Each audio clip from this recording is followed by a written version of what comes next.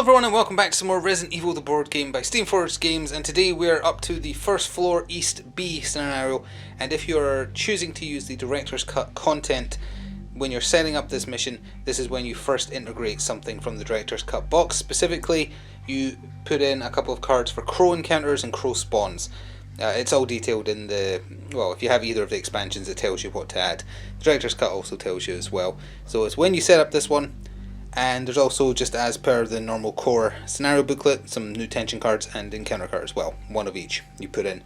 And the mission this time is complicated, but also deceptively kind of simple, because we just need to get in there and grab a C item, and we start right next to it. And even if you have two characters, they all start there. Problem is, this door is locked by a puzzle door, and this mission represents in the video game doing the painting puzzle, although it's a bit more convoluted. So in this scenario, the characters must solve the mystery of the maiden painting. If the item C for this scenario has been collected, and each character is on the gallery, which is what this is, the players can choose to successfully complete the scenario. But then we come to the complicated part, which is the gallery puzzle. At the start of the scenario, shuffle the 4 puzzle cards and deal them face down on the puzzle track, which is over where you keep all the cards and stuff, to the left of my table. I showed it in the very first video. So you do that, and then you discard the, deal them face down, and then discard the rightmost card without looking at it. I actually missed that part, so I'll just discard the rightmost card. That's what they look like when they're not flipped over, without looking at it. So I'm not looking at it, I'll put it up there. So that's done. A character in the same square as a crest token, of which there is none with how we're starting. Lots of doors to explore. I think there's 7 exploration cards again. There's only 1 encounter thing up there. So a character in the same space as a crest token can spend an action to look at the face down puzzle cards one by one from left to right. If they find a card that matches the crest token in their square, the card is flipped face up and the character doesn't look at the remaining cards.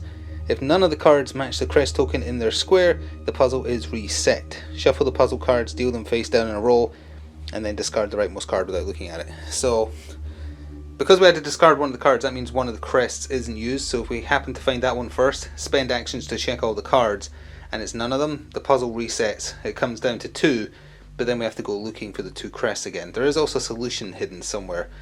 Let's see, the solution. A character in the same square as the objective token can spend an action to look at each of the face down cards on the track.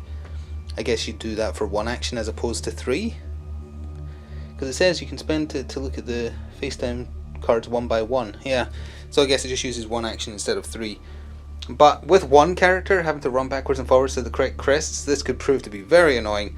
But let's get started and see how it plays out. So I think as we begin our first turn as Chris, I've just moved the tension deck here for ease of use. I put my game designer head on. The fact that there's only 1 encounter on the entire starting map and it's up here implies to me they're trying to shepherd you down south to explore the south. And these both doors lead to the same card, which is the number 1 exploration card, so they presumably link up. So I'm going to search those first, and hopefully not run into too many nasty things. I'm going to presume that up here will link around to the safe room eventually, although we can just get in from there as well. So for Chris, we're going to move here for 1, we're going to go through for 2, or rather we're going to open for 2, and populate whatever is through here immediately with 2 actions left. So rather interestingly, it did populate both sides, but they're actually not connected. It's 2 separate rooms, and it opens up into a bunch of other potential areas to explore, including a shield key locked door directly to our south. But we also have to resolve 1 explore card for coming in this hallway at all. So let's see what happens. When we do eventually spawn a crow, and it will, well, I was about to say I haven't looked at their stat cards, so I don't know what they do. Assuming it's like the previous games, they can't move, but they can kind of harass at range. Spawn crows. If this is drawn during the caves or laboratory, replace it. Well, we're a long way off of that.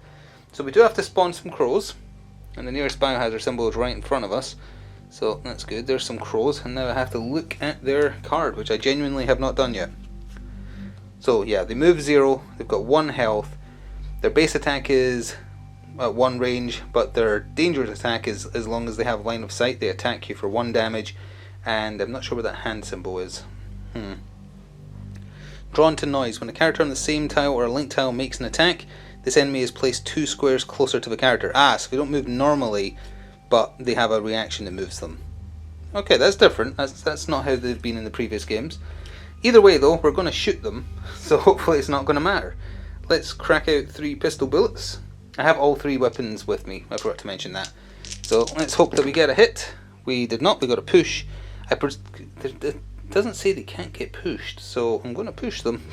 Even though that doesn't make much sense. We have 1 action left, let's try and kill them. We'll use 3 more bullets. I'll roll a 6 sooner or later, Kif. Yes I will, there we go. So I hit the C item twice in a row, they only have 1 health, so the crows go away. And we draw our first tension card of the game. Itchy tasty. This card remains in play until the next time I loot something, and then after it's resolved, draw an encounter card. Okay, well, I'll just put that there because it stays in play, and I'm going to pick up an item sooner or later, even if it's only the C item. So, what door does this link into? That's a number 4 door, that's a number 5 door, but that's a number 5 door as well, so maybe the shield key is just a shortcut. It is worth mentioning, we've got 3 keys now. We've got the sword key, the armor key, and the shield key. In the video game, once you've opened every door that a key is required for, it gives you the option to discard it, because you don't need it anymore. In this game, you don't know what keys you need until you go into a mission. And as far as I'm aware, the keys do take up inventory space. I might be wrong. I hope I'm wrong. Because I've kind of just been treating it that they're not taking up inventory space, because every time I find a locked door, I don't want to have to run back to the nearest item storage just to get the 1 key I need. Granted, that is what you would have to do in the video game, if you had all the keys and hadn't opened on all the doors. But because the scenarios don't tell you which keys you need before you go into them, I feel like it's a fair compromise to just say they're not taking up inventory space. But either way, let's just open this door immediately next to us, even though it's out of order numerically. So we'll move for 1, open for 2, and see what is behind door number 4. Well, we've found ourselves something good and something bad. It's a 3 encounter room, which is potentially hideously dangerous. An A item and the star crest. So that is one of the crests we're allowed to examine to try and solve the puzzle. But 3 encounter cards have to be drawn first of all, so this could be very bad. Let's see what happens. That's going to be a corpse. Okay, that's not so bad as a first draw. Equidistant, so I'll put it up here. Second encounter card, spawn E zombie. Not bad. Spawn Mr. Zombie right here. And third card. After resolving all spawn entries on the cards drawn with this card, replace the closest corpse with a zombie. Honestly, I'd take a zombie over a Crimson Head, so that's not so bad either. That corpse immediately gets up and wants to show Chris his hand. So, let's see here. Let's crack off a shotgun shell. Doesn't really matter which zombie it's into because they're equidistant, so whichever one I don't shoot, splat him. The other one is upon us. And the shotgun decapitates, so no corpse. And we'll use 1 dose of flamer fuel, putting us down to 7 on that one. On the other one, because I don't want him leaving a corpse either. Oh, it's a miss. Never mind, we actually got hit. Push him away, take 1 damage, and our turn ends. So he walks back. How do you miss with a flamethrower? Tension card. There goes my streak of not getting hurt. Locate the closest tile to the active character where there are enemies but no characters. There is none. Good time to draw that card. Well, let's crack off another dose of flamer fuel and make up for past mistakes. Thank you. We couldn't have rolled that last time. So that removes that problem. Now, if I go after that A item, we're drawing another encounter card. You know what, I want rid of that itchy tasty now, so second action of this turn, third action is pick up the A item, which means itchy tasty kicks in. We immediately draw an encounter card, although let's do the A item first. Oh, I just realised I could have used a defensive item there. I mean, shotgun shells is really good. Let's retroactively put my health back up and see, because I brought 1 dagger and 1 grenade along. Let's say I used the dagger to push him away and pretend I passed. But more importantly, does Chris then lose the dagger forever? No. No, he does not. So that means now, upon picking up those shotgun shells, my inventory is full. And I think we have 1 action left, so let's move over here and then try and work out together how this whole puzzle thing works. Tension card for that turn. All clear. So, move here for 1, and I'm going to use my second action to interact. So let's see. Let's read this through and try and do it right. A character in the same square as a crest token can spend an action to look at the face-down puzzle cards 1 by 1 from left to right. If they find a card that matches the crest on their square, the card is flipped face up, and the character doesn't look at the remaining cards. So, well, I'll just start with the leftmost, because that's what it tells me to do. Flip it. It's a moon crest. So, that's wrong. if they find a card that matches their crest, blah blah blah, but what if it doesn't? If none of the cards match, oh, none of them, so we have to look at all of them. So the second one along is the wind crest. I'm showing you because I guess you're supposed to keep this private, but I'm just playing solo. So there is the star crest then. So now what? From left to right, if they find a crest that matches the crest in their square, the card is flipped face up and the character doesn't look at the remaining cards. But what if he had to look at the remaining cards before getting to the one that matched? Well, it did match them at least, so now we know the other two crests. I'm not sure if that's knowledge I'm supposed to have. It's so confusing, it is not written clearly. So we know we need the moon crest and the wind crest, and we can ignore the sun crest if we find it. I don't know if that's information I'm supposed to have. I feel like I did it the way it's written, but it doesn't make much sense to me. Because it isn't that you just look at the leftmost and if it matches, you're done. If it doesn't match, you're also screwed. Because it says you look at them one by one, and as long as there is a match, you're fine. I'm not sure. Anyway. Tension card. Oh wait, no, I still have 2 actions left, I think, right? Because I moved on and searched. So we'll move here, then tension card. Fevered Assault. +1 movement, and then the card remains in play for an extra round. Hopefully that won't matter, because it's going to take me over an extra round to get to the next door. We're going to... Do I need to close these doors? Probably not, there's no enemies. So let's go 1, 2, 3, and I am going to open up this shield key door. And we're going to get dumped in with no actions remaining. So it does actually populate both rooms down here, although it's orientated like this, just to be confusing. So we're in this side of the room, 1 encounter card and 8 item. The other room we don't actually need to go in, as it turns out. There's a typewriter, 1 encounter and nothing else. And there's a sword key door in here. So that's the kind of thing I'm talking about. If keys do take up inventory space, that would be incredibly frustrating to then have to run back for the sword key because you had the shield key with you. But either way, 1 encounter card, we have no actions left, so it's tension right afterwards. Well, reaction then tension. Spawn 2 corpses. That's Crimson Heads waiting to happen. Although of course there is a card. The only biohazard symbol here is on that A item. There is a card that just spawns a Crimson Head now, no corpse required.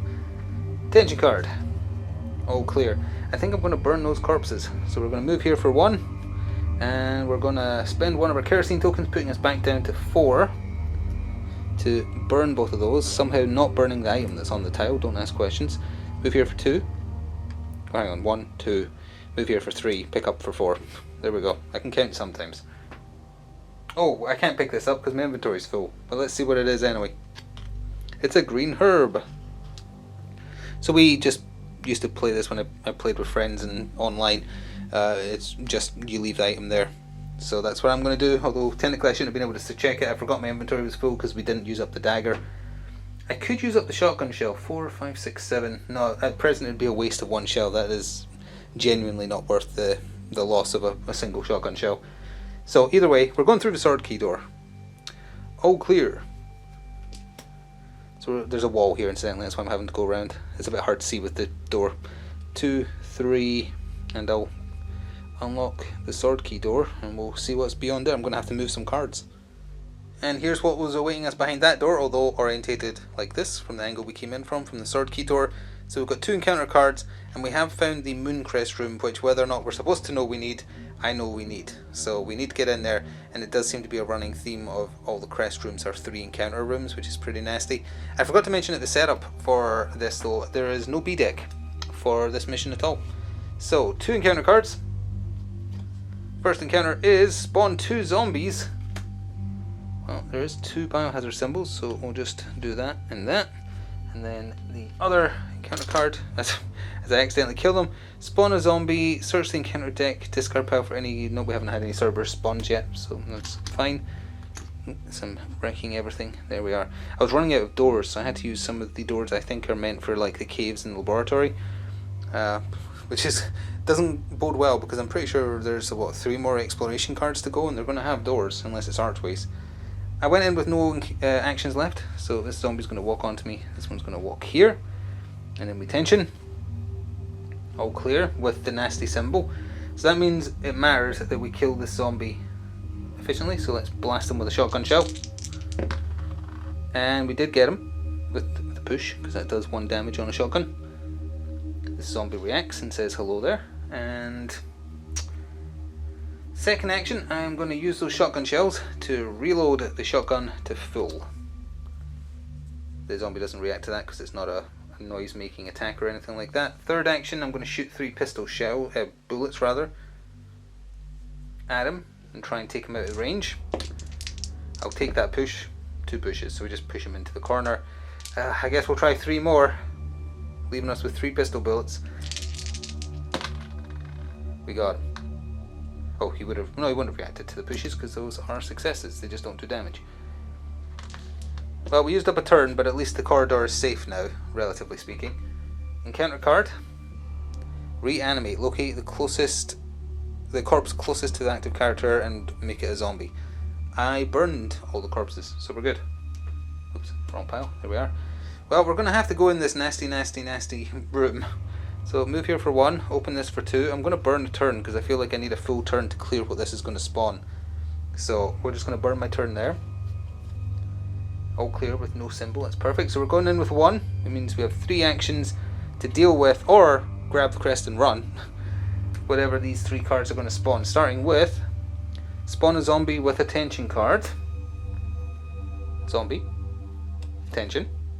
Unfolding events, draw a narrative card. I'll do that once I've resolved the 2 other spawns. Spawn a dog. There's the dog. I always lose the dog miniature. And then third and final one, spawn a crimson head. This room just became super nasty. So he would be on this biohazard symbol to spread them out evenly. So draw a narrative card. Here we go. Architect's Notebook. Look at the top 3 mission cards, then return each to the top or bottom of the deck in the order of your choice. So that's pretty good. Okay, so look at the top 3 missions and put them to the top or bottom of the deck. So we can do that together then. 1, 2, 3. I'm not looking at the rest. So the top 3 cards were these 3. Mission of Mercy. Drop to 5 cards. If the character survives, they can heal. Place this card to one side in the playing area. For the rest of the scenario, when drawing from the encounter deck, you can choose whether or not to resolve. Oh, you use the person as a decoy. That's actually pretty good. Burning Books. For each star symbol the character finds, remove a number 1 encounter card from the encounter deck. Oh, Burning Bodies. If no number 1 card, that would remove the Crimson Head card from the deck. This one I'm going to have on top. This one I'm going to have on top as well, but I'm going to have the Burning Bodies first. This one's going on the bottom. That's what I feel like. So now we know what our next 2 missions are, so that's good. One is going to get rid of that Crimson Head card from our tension deck, and one is going to let me ignore tension cards if they're really nasty.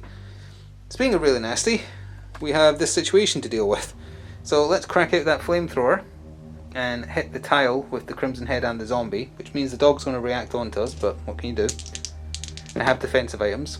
Ooh, that does 2 damage with the flamethrower. You do count accumulated results if you aren't aware. So that's 1 damage to the whole square. That's 1 damage to the whole square. Crimson Heads have 2 health, zombies have 1. Get splatted. That was a perfect result, and no corpses. Dog reacts onto us though to say hi, and we have 2 actions left. I'm gonna shotgun shell. Hopefully take him out. You better believe I didn't. In that case, I'll use the dagger to stab the dog and push him away. Do I use up the dagger? Yes, dagger is gone. Honestly, I need the inventory space, that's fine. We have 1 action left. Crack off another shotgun shell. I don't know why I threw them so aggressively, I'm sorry. But I actually did miss again, so the dog's going to run onto us, and then at the end of the turn, he is going to bite us, so I'm going to stuff a grenade in his mouth. And, oh yeah, this is important. So he gets shoved away, he blows up, he dies. I really want to keep the grenade. Come on, Chris. Yes, okay, the grenade stays. See, it's a good passive as long as you can roll a 4, 5, or 6 sometimes. Otherwise, it's kind of pants. So the dog's head explodes, no corpse left behind, and tension. Murder of Crows. This is the one that gets added from the core book. It's got nothing to do with the director's cut content. The active character must pass an evade roll. If they don't, they suffer 1 damage. Each other character, well, we don't need to do that part because there's only 1 character. Pass an evade roll, Chris 2023 challenge, difficulty rating impossible. Nope, he actually did it. Good, that's very similar to cards from the Resident Evil 2 board game, just having to like suddenly do an evade roll. So we're going to move here for 1, pick up for 2, come here for 3, come here for 4. And we have discovered kerosene. In that case, ignore those other 2 actions. I'm actually going to be there because I'm using 1 more action to empty that kerosene container of all 3 tokens it lets me have. because that is corpse burning potential and flamethrower ammo. So I'm just going to remove it because I've emptied it and I'm the only player. And we tension. Mission update. Well, we know what we're done. We're drawing burning bodies. That's fine. So we draw up to 5 cards for each star symbol. We only need 1 star symbol. So that is fine by me. So let's just draw encounter cards and see how many we can get. We're doing this with Brad because, well, he has 3 health, so now he has 2 health. Oh, well, there's the star symbol. So we'll take that, thank you very much.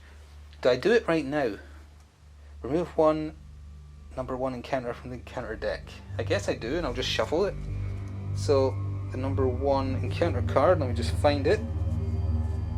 There is one, maybe it's already gone by. It was the one that spawned the Crimson Head. It is in the discard pile. Yep, there it is. So for each star, I could have found more, but I don't need to because I know there's only 1 instance of this card in the deck currently. Had there not been any, you could shuffle this card back into the deck and draw a replacement, but that got rid of a very nasty spawn card. The next time we leave 5 or more corpses, it's going right back into the deck, though. That might have been a good mission to have later in the game once there's like a few of them, because I think you can have 4 instances of that in total, but honestly I'm happy to be rid of it for now. So did we tension for that turn? No escape. Open the closest non-locked door. That's going to be this door, which just saves me an action later, honestly.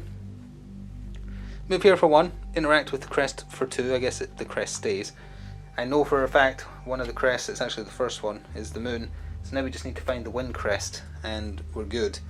So 2, 3, 4. We just have to start motoring. 1, 2, 3, 4, because there's no other doors down here. So tragic echoes. There is no corpse with which to suddenly have an item or to turn into a zombie. 1, 2. Oh, this has an encounter tile. I forgot this linked. So let's do that. We've got 2 actions left and something's spawning. Spawn crows. If this card is drawn during the... Oh no, don't need to read that second part. So there do be crows in front of me. In that case, I'm going to have to move the camera. There we are. Let's do a little bit of burning with the flame. Well, let's use our last 3 pistol shots and see if we can get some efficiency out of those, because we get those back between missions. Yes, we actually did. Very nice. We actually would have pushed it twice as well. Get splatted, crow face, and we'll tension card. All clear. Oop, I stopped recording a bit too early there. I was going to say open door to populate, and then of course I have to move the tension cards and make a corridor here that I presume is going to link around to that door. So I'm going to have to move a bunch of stuff out of the way here, but apologies. So we're going in this door with 3 actions remaining.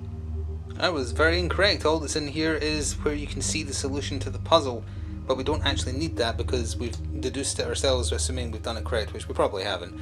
But either way, at least that means I would have discovered the puzzle while I've only explored this half of the level, so it's not, and I've killed all the enemies, so it's not really that bad a thing if I did do it wrong, because it would just be a case of walking back. So anyway, we have, what, 3 actions left I said, so 1, 2, 3, we have to go to the north of the map. Tension deck is all the way over here now for me to stretch over to. That's an all clear, and then we're going to go 1, open this for 2, go through for 3. You know what, I'm going to close this door. I don't know why, I just feel like I need to. Actually, do I need to? Because that door over there is open and all these tiles are linked. Nah, let's not. Let's say I walked up to the door, so then I can go in this door with 3 actions left, because there's a double encounter. I'm going to have to move the camera again in a second. We have the tension card for that turn up, and it is an all clear with the dangerous symbol again.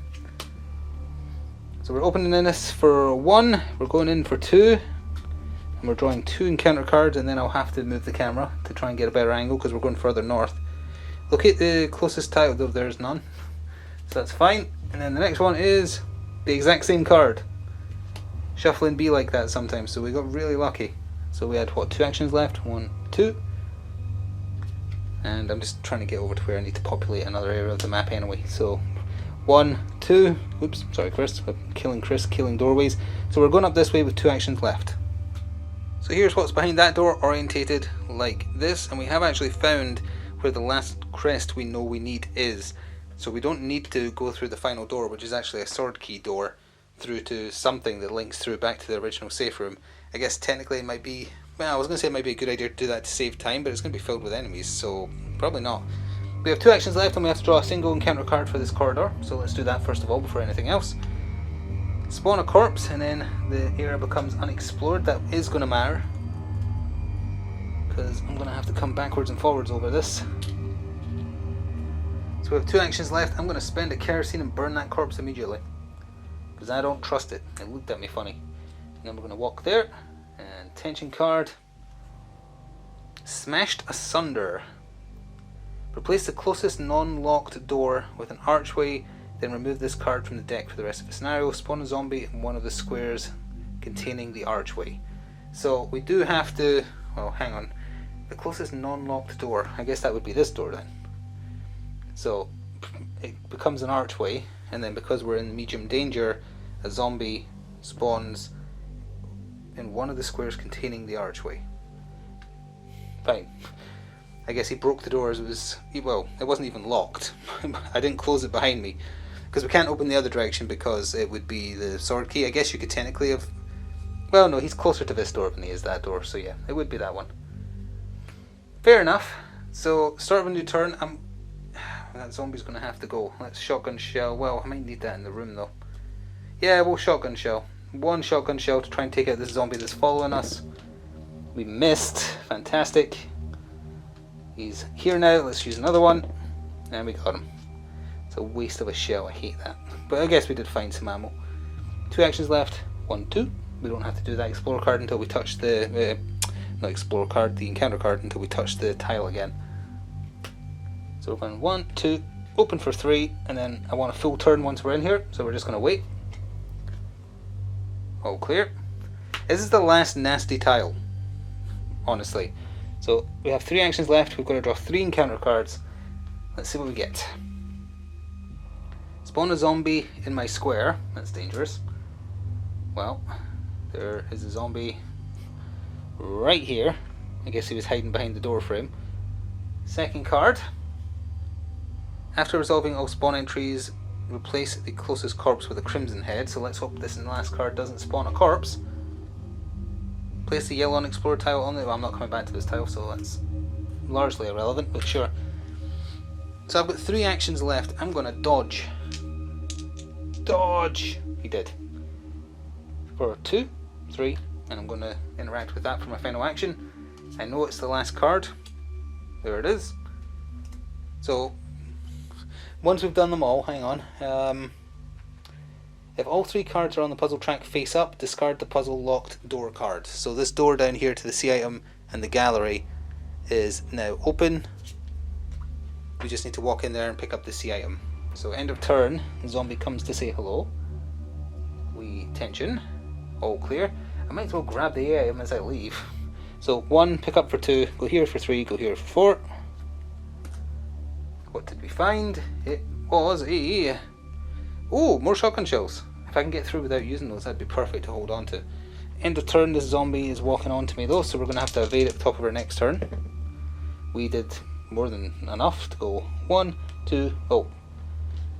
Encounter card with 3 actions left.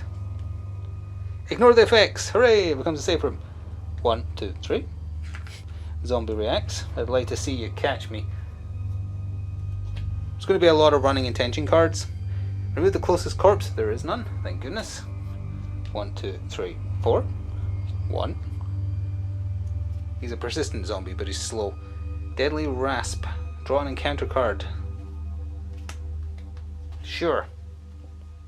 Spawn a corpse. Thank goodness I did that in the wrong order, or the right order for me, but the wrong order for the game. It's going to be blocking my door. 1, 2, and I'm just going to walk over the corpse. So it's a 1 in 6 chance of it getting up.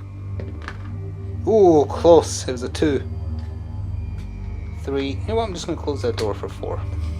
Just in case that corpse gets up. I don't want to waste kerosene at this point. And let's bring the camera down here, because we are almost out. So that is another tension card. Keep quiet. That's the one we ignore when playing on video. And we go 1, 2, open for 3. Come in for 4, and then we can just do one more turn, assuming this tension card isn't bad. It ain't. Move on to the C item, pick it up. Could have closed the door first. We're safe in the gallery, And that is mission complete. But what? See, this has to be another one of the masks, right? It's got to be. Let's see. Yep, we got the second death mask. Used to open Crypt A, required to complete Crypt A scenario. So that's 2 out of the 4 masks obtained. So that is it for first floor East B. I apologise if I didn't do the painting puzzle or the crest puzzles to get into the painting room, I guess, correctly. I feel like I did it as written, but how it's written is not clear to me. Anyway, maybe it is to you, but not to me. So either way, we did most of the exploration. It just so happens we got the 3 tiles I needed. If you are curious what was behind that stored key door we didn't open, here is the final card it would have been.